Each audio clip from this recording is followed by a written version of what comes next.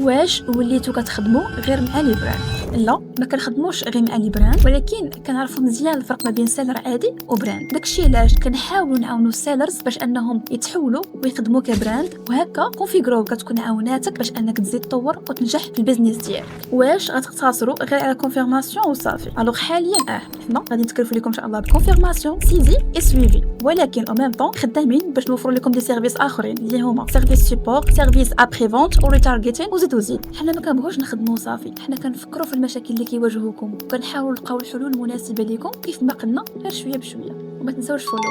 واش كتخدموا حتى مع الناس اللي كيجيبوا 5 ولا 10 ديال لي كوموند، اولا بحال الاخرين كتخدموا غير مع السيلرز اللي كيجيبوا بزاف ديال لي كوموند؟ الوغ الناس اللي كيجيبوا 5 ولا 10 ديال لي كوموند كنخدموا معاهم، ولكن بطريقه اخرى. بما انك انت ولا انت كسيلر يلاه بادي، فالفلوس اللي تعطيهم لنا حنايا كسيرفيس كونفيرماسيون انت محتاج لهم اكثر منا. هنا غتسائل كيفاش غنخدموا معاكم؟ ارتاح، هادشي علاش حندير لكم واحد لا فورماسيون اللي فيها كلشي، وكنبقاو مرافقينكم حتى كتعلموا. وما تنساش اهم حاجه في البيزنس هي مينيموم دو كو ماكسيموم دو بروفيت.